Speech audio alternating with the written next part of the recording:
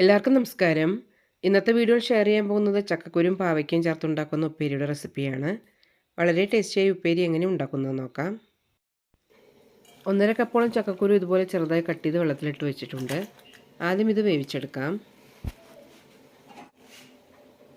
സാധാരണ ചക്കക്കുരു ഉപ്പേരി ഉണ്ടാക്കുമ്പോൾ ഞാൻ തോല് കളയാറില്ല. ഇഷ്ടമില്ലാത്തവർക്ക് വേണമെങ്കിൽ അത് കളയാം. കഷ്ണങ്ങൾ വേവാനുള്ള വെള്ളവും കുറച്ച് ഉപ്പും ഇടാം. 1/4 ടീസ്പൂൺ മഞ്ഞൾപ്പൊടി ഇടുന്നുണ്ട്. 2 വിസിലിന് വേവിച്ചെടുക്കാം.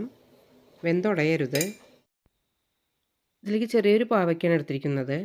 കൂടുതൽ ചക്കക്കുരുവും പാവയ്ക്ക കുറച്ചും ആയിരിക്കണം. അങ്ങനെ ആകുമ്പോഴാണ് നല്ല രുചി ഉണ്ടാവുക. ഇതുപോലെ നീളത്തിൽ മുറിച്ചെടുക്കാം. ഇതിലേക്ക് 2 ടീസ്പൂൺ വെളിച്ചെണ്ണ ഒഴിക്കാം.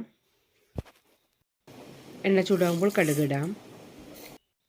കടുക് പൊട്ടിക്കഴിയുമ്പോൾ ചെറുതായി അരിഞ്ഞ സവാള, പച്ചമുളക്, കറിവേപ്പില ഇടാം. സവാളയ്ക്ക് പകരം ചെറിയ ഉള്ളി ഇടാം. ചെറുതായി ചുവക്കുന്നവരെ നന്നായി വഴറ്റിയെടുക്കാം.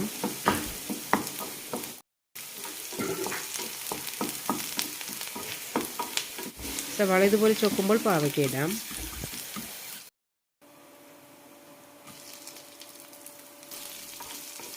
എണ്ണയിൽ നന്നായി ഒന്ന് വഴറ്റിയെടുക്കാം.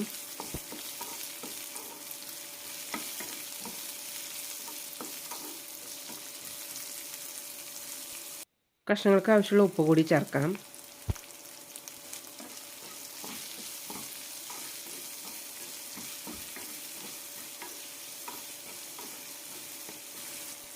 നന്നായി മിക്സ് ചെയ്ത ശേഷം വേവിച്ച് വെച്ച ചക്കക്കുരു ഇടാം.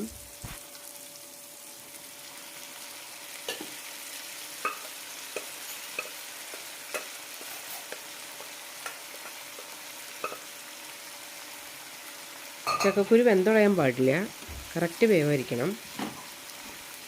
നന്നായി മിക്സ് ചെയ്ത ശേഷം അടച്ചു വെച്ച് വേവിക്കാം.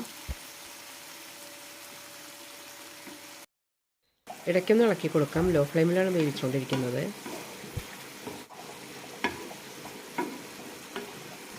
രണ്ട് 3 മിനിറ്റ് കൂടി അടച്ചു വെച്ച് വേവിക്കാം. കഷ്ണങ്ങളൊക്കെ നന്നായി വെന്തിട്ടുമുണ്ട്, അതുപോലെ തന്നെ വെള്ളവും വറ്റിയിട്ടുണ്ട്. ഇനി നന്നായി ഒന്ന് വലിച്ചെടുക്കാം. അടച്ചു വയ്ക്കേണ്ട ആവശ്യമില്ല. ചെറുതായിട്ട് നന്നായി വലിച്ചെടുക്കാം. എത്ര വലിച്ചെടുക്കുന്നോ അത്രയും രുചികരമാണ് ഈ ഉപ്പേരി.